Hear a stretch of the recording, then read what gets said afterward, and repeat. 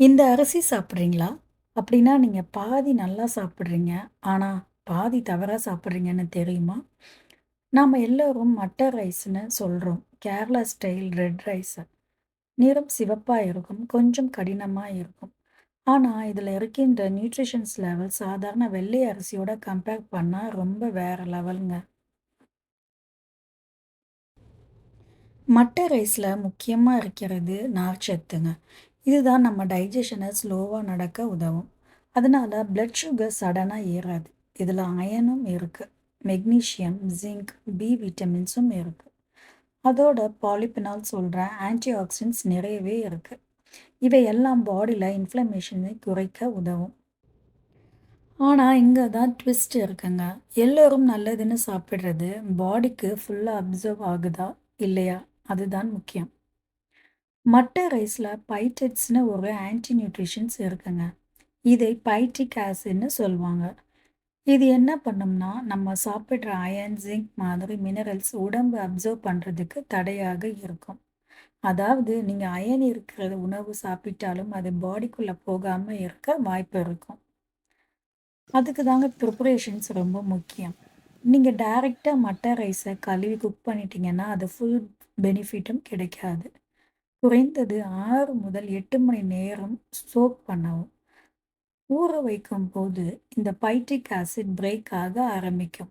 அதனால் minerals observe ஆகிறத ஈஸியா ஆகும். இன்னும் பெட்டர் ஆப்ஷன் என்னன்னா சோக் பண்ணி குக் பண்ணுறதுக்கு மேலே ஃபெர்மெண்டேஷன்ஸ், அதாவது பழைய சாதம் மாதிரி இரவு ஊற வைத்து மறுநாள் சாப்பிடுறது. இதில் நல்ல பாக்டீரியா உருவாகும். ப்ரோபயோட்டிக்ஸ், இது கட் ஹெல்த்துக்கும் சூப்பர். நம்ம குடல் நல்லா இருந்தால் தான் எல்லா நியூட்ரிஷனும் அப்சர்வ் ஆகும். அந்த குட் பாக்டீரியா என்ன பண்ணும்னா டைஜஷன் ஸ்மூத் ஆக்கும், அசிடிட்டியை குறைக்கும், ப்ளோட்டிங் குறைக்கும், இம்யூனிட்டி கூட இம்ப்ரூவ் ஆகும். ஆனால் எல்லாருக்கும் இதே மாதிரி யூஸ் ஆகும்னா இல்லை. சில பேர் மட்டை ரைஸை சாப்பிட்டதும் ஹெவியாக ஃபீல் பண்ணுவாங்க. ஏன் அப்படின்னா இதில் ஃபைபர் அதிகம்ங்க. அதனால டைஜஷன் ஸ்லோ ஆகும். அதனால ஓவர் ஈட்டிங் பண்ணிட்டீங்கன்னா டிஸ்கம்ஃபர்ட் ஆகும். குறிப்பாக இரவு நேரம் அதிகமாக சாப்பிடக்கூடாது. மேலும் கிட்னி ப்ராப்ளம் இருக்கிறவங்க அல்லது டைஜஷன்ஸ் வீக்காக இருக்கிறவங்க அளவாக எடுத்துக்கணும். சரி, குக்கிங்கில் இன்னொரு இம்பார்ட்டன்ட் பாயிண்ட் என்னென்னா ப்ரெஷர் குக்கரில் அதிகமாக ஓவர் குக் பண்ணிடாதீங்க. அதனால நியூட்ரிஷன்ஸ் டிகிரேட் ஆகும். ஸ்லோ குக்கிங் அல்லது ஓப்பன் வெசல்ஸில் சமைச்சா நல்லது. மட்டை ரைஸ் சாப்பிடும்போது சைட் டிஷ் கூட இம்பார்ட்டன்ட்ங்க. விட்டமின் சி இருக்கிற ஃபுட்ஸ் எடுத்தீங்கன்னா அயன் அப்சர்ப்ஷன்ஸ் அதிகரிக்கும். அதாவது எலுமிச்சை, காய்கறி, கீரை, இது சிம்பிள் ட்ரிக்குங்க. ஆனால் பவர்ஃபுல்.